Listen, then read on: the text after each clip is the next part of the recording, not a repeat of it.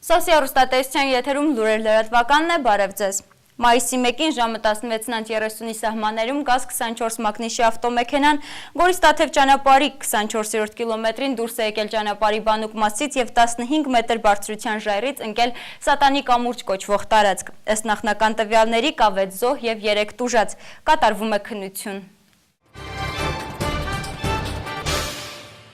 Կապանի լեռնագործների թաղամասի 3-րդ նրբանցքում տեղադրված աղբարկղը ուր էլ որ տանում են, միևնույն է բոլորին խանգարում է։ Այս անգամ խմբագրություն էր զանգահարել թիվ 36 տան բնակչուհին։ Մի քանի օր է արդեն տարածվող գարշահոտությունը տանտիրուհուն հանգիստ չի տալիս։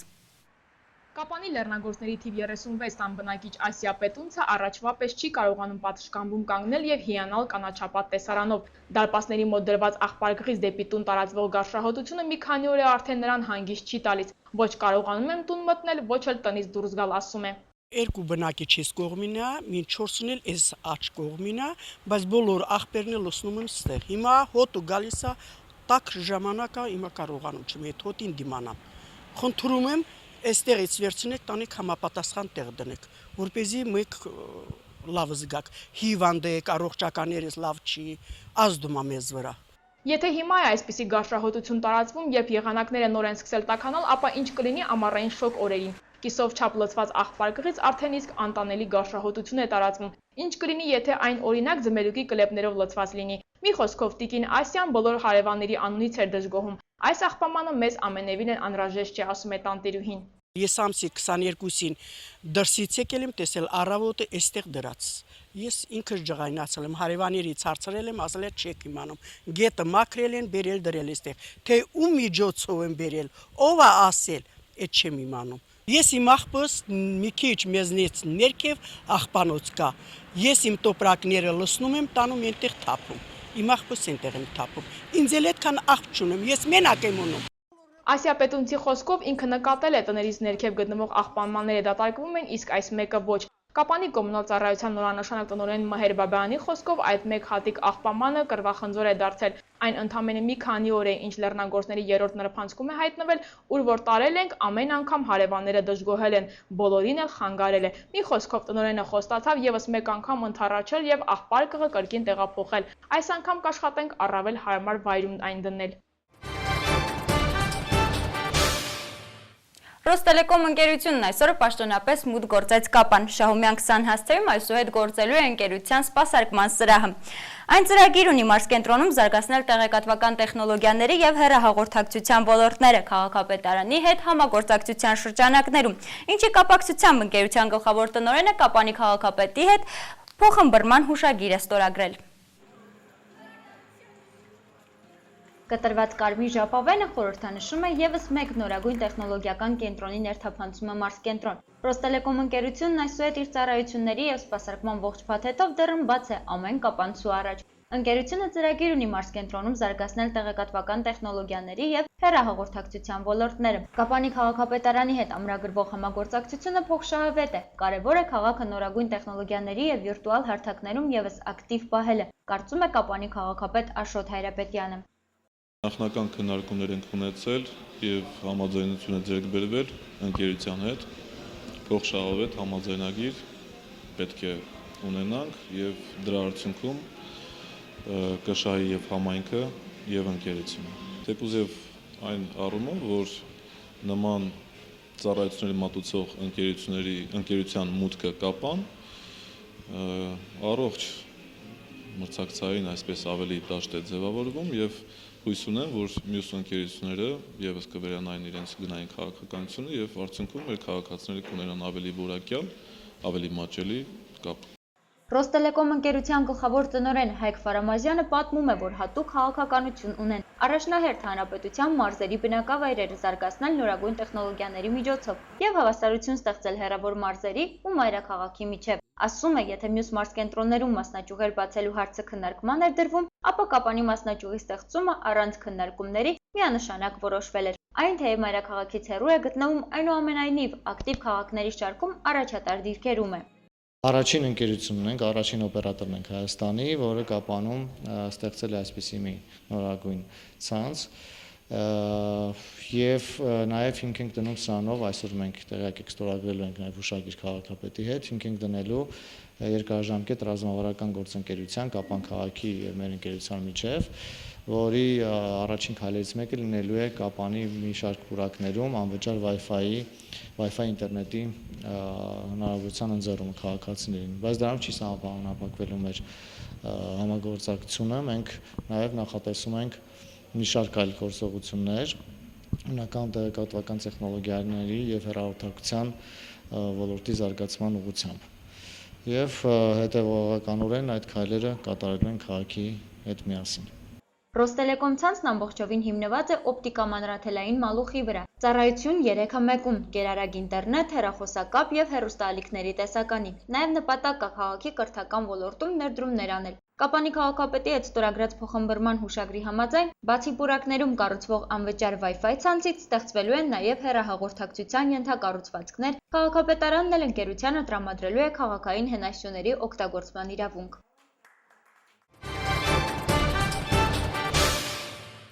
Արդեն 6-րդ անգամ մեր հանրապետությունում ազգային ժողովի նախագահ Հովիկ Աբրահամյանի հովանու ներքո կազմակերպվում է ասմունքի համահայկական մրցույթ։ Այսօր մարզի տարածաշրջաններում տեղի ունեցել մարզային առաջին փուլը։ Հարյուրավոր երեխաներ ժյուրիին է ներկայացրել Պարուշ Սևակի եւ Համոս Սահյանի ստեղծագործությունները։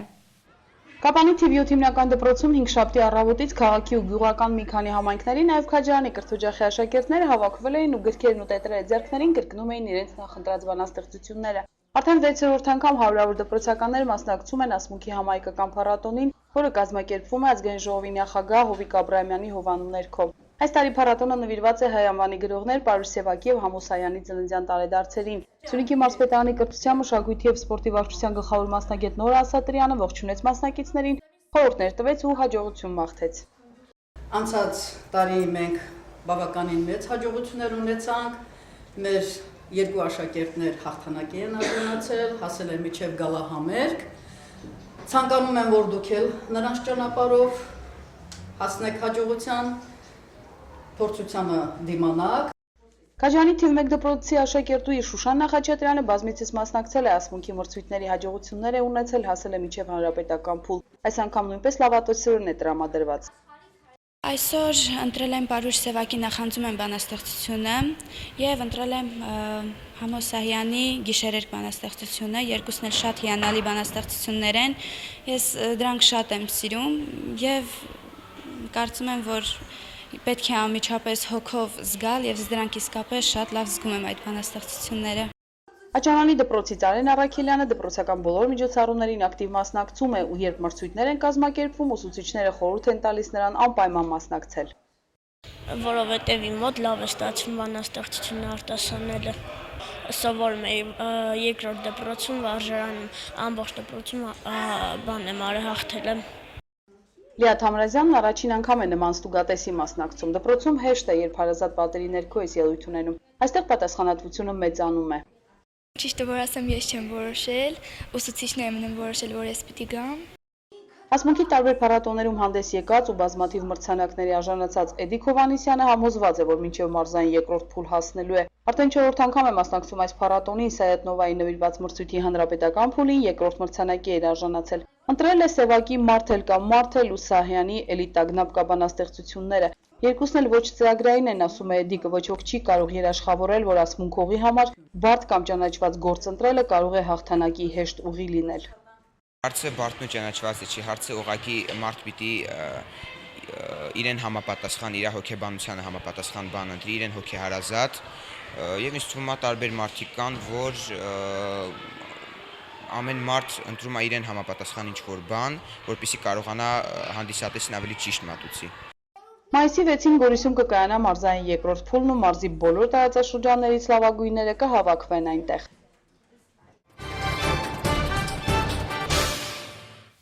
Սիսիանի թիվ 4 հիմնական դպրոցի ավարտական դասարանների աշակերտները ինտելեկտուալ խաղերով մրցապայքարի էին ելել միմյանց դեմ։ Ինչու, ով եւ երբ հարցերի պատասխանները պետք է փնտրեին, վերջին զանգին նախապատրաստվող աշակերտները, պատմում են Սիսիանի մեր գործընկերները։ Սիսիանի Բուրգ Ոսկանյանի անվան համար 4 հիմնական դպրոցում յուրօրինակ ձևով են նախապատրաստվում վերջին զանգին։ Աշակերտները պետք է պատասխանեն ընդամենը 3 հարցի՝ ինչու, ով, երբ։ Թե ինչպես են նախապատրաստվել դպրոցում առաջին անգամ կազմակերպված մաթեմատիկական խաղմրցույթին, կերևամրցույթի ավարտին։ Մինչ մրցության անցկացումը դպրոցի տնօրեն Նաիրա Ստեփանյանը խոսեց հավաքույթի այլ նպատակների մասին ևս։ Առաջինն այն է, որ հրաժեշտի ժամանակաշրջանն է եկել եւ դպրոցում հրաժեշտի միջոցառումներ են կազմակերպվում եւ ամփոփման միջոցառումներ են կազմակերպվում եւ որոշում ենք մենք ինչ սովորեցինք, ինչ գիտենք, ինչ չգիտենք, մեր ունեցած-չունեցածի մասին ենք խոսում։ Դպրոցի կողմից ամենամյա առարկայական օլիմպիադայի ընթացքում հաջողություններ արձանագրած դպրոցականներն արժանացան խրախուսական նվերների։ Այս տարի համար 4 դպրոցից օլիմպիադայի տարածաշրջանային փուլում մրցանակային տեղ է գրավել 11, մարզային փուլում 6, հանրապետականում 1 դպրոցական։ Աշակերտները տարածաշրջանային եւ մարզային փուլերում հաջողություններ են արձանագրել նաեւ խաղաղության կորպուսի կողմից անցկացվող հեգելու մրցույթում։ Նրանք ևս արժանացան նվերների։ Ինչու ով երբ խաղմրցույթը, որին մասնակցում էին դպրոցի 8-րդ եւ 9-րդ դասարանների աշակերտներն, անցկացվեց 3 փուլով։ Ուժեղները ելել են ուժեղների դեմ, այս կարծիքը հնչեց դպրոցում։ Դա հիմնավորում էին թիմերը իրենց պատասխաններով, հավաքելով հիմնականում առավելագույն միավորներ։ Արդյոք պատասխանել ես Անիր Անելյանս։ Էյլերը ականավոր գիտնական է, նա իր կենդանության օրոք տպագրել է 530 աշխատություն, թեև ունեցել է 800-ը։ Վիճակագրությունները ցույց են տալիս, որ նա ամեն մի շաբաթում կատարել է մեկ հայտնագործություն։ Խաղի փուլերն ընդմիջում էին միջոցառման աստղիկները իրենց կատարումներով, հնչում էին հարցեր հետաքրքրաշարժ մաթեմատիկայից։ Մաթեմատիկայով հետաքրքրված դպրոցականները բաժանվել են 3 թիմերի՝ կարմիր, կապույտ եւ ծիրանագույն։ Բարդ մրցապայքարում հաղթեց ծիրանագույնը։ Հարցերը այդքան էլ բարդ չէին, սակայն կային հարցեր, որ մենք չգիտեինք եւ դա մեր համար նորություն էր։ Ցավոք մենք այս տարի ավարտում ենք մեր այս հիմնական դպրոցը եւ այսպիսի միջոցառումներ էլ չեն կարող անցկացնել։ Շատ եմ սիրում մաթեմատիկան, ինձ համար կարևոր է մասնակցությունն էր, ոչինչ որ չհաղթեցին, բայց շատ եմ փորձել ու կարողացել եմ իմ ուժերի չափ արդարացնել։ Այս մրցույթը հնարավորություն տվեց, որպեսզի մենք ավելի լինենք միասնական եւ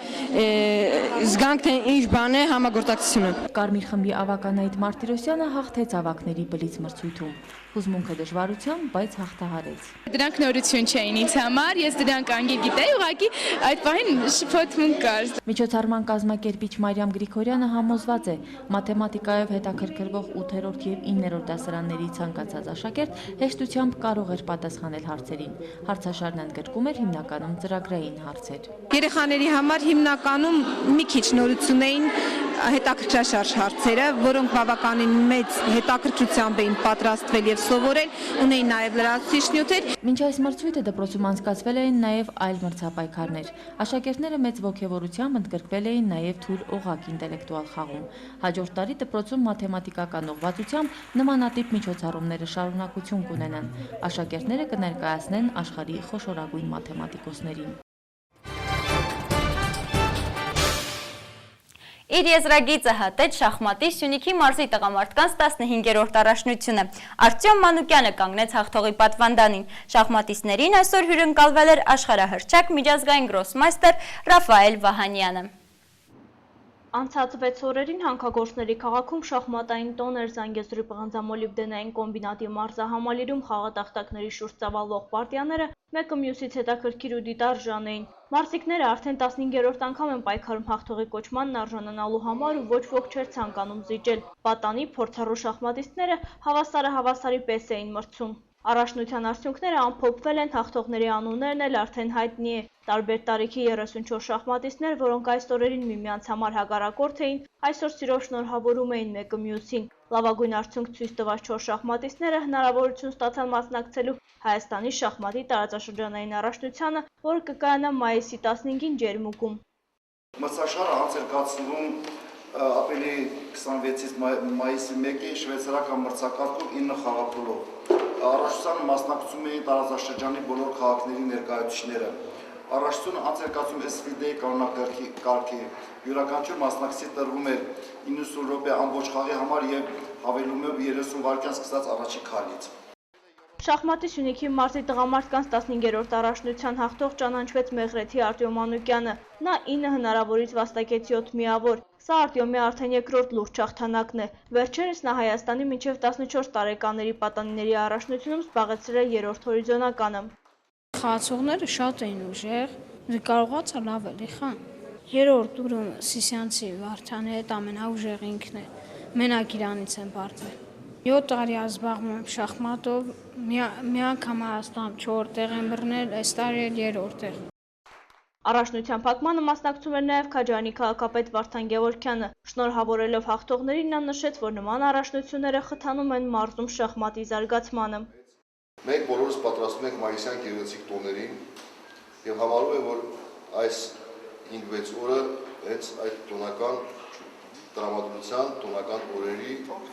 սկիզբն են եւ նաեւ այսօր մինչեւ մեր մրցաշարի արդյունքերի ամփոփում ես ուզում եմ բոլորս ծափահարենք 3 կրկին փայլատակեց հայի շախմատային տաղանդը եւ Լևոն Արոնյանը հաղթեց Ալյոխինի հուշամրցաշարը։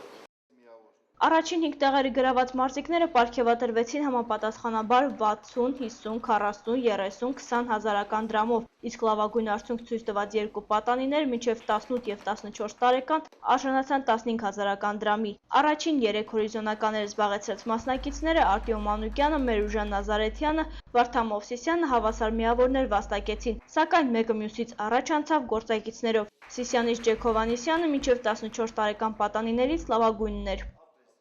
Հեշտ չէր, պարապում եմ արդեն 6 տարի շախմատը, այս մրցումներին գալիս եմ արդեն երկրորդ անգամ։ Չեմ նայում հակառակորդս մեծ է փոքր եւ խաղում եմ ամբողջ ուժերով։ Մարզի պատանի փորձառու կամ առհասարակ շախմատի սիրահարները այսօր հնարավորություն ունեցան խաղատախտակի վրա չափելու իրենց ուժերը աշխարհահռչակ միջազգային գրոսմայստեր Ռաֆայել Վահանյանի հետ։ 24 խաղատախտակների շուրջ այսօր նա միաժամանակյա խաղի սեանս անցկացրեց։ Նախաձեռնությունը պարոն Հակոբյանն է հրավիրել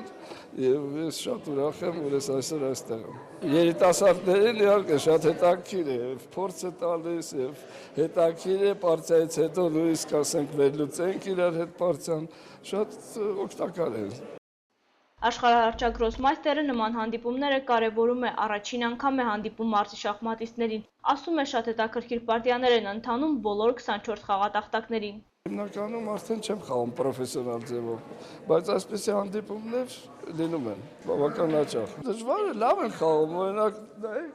24 տախտակ մի ժամը խաղում են, դա ոչ մեկը չի պարտվել, նույնիսկ որ լավ են խաղում։ Մինչ միջազգային գրոսմայստերը միաժամանակյա խաղի սեանս էր անցկացնում, մարզահամալիրի առաջին հարկում ընթանում էին մարզի արագ շախմատի 9-րդ առաջնության եզրափակիչ պարտիաները։ 30 մասնակիցներից Վարդան Մովսիսյանին հաջողվեց վաստակել հաղթողի կոչումը։ Երկրորդ հորիզոնականը զբաղեցրեց Արմեն Խաչատրյանը, իսկ Մարատ Հարությունյանն էլ եզրափակեց մրցանակային եռյակը։ Երկու առաջնություններն էլ հովանավորել է Զանգեզուրի պղնձամոլիբդենային կոմբինատը։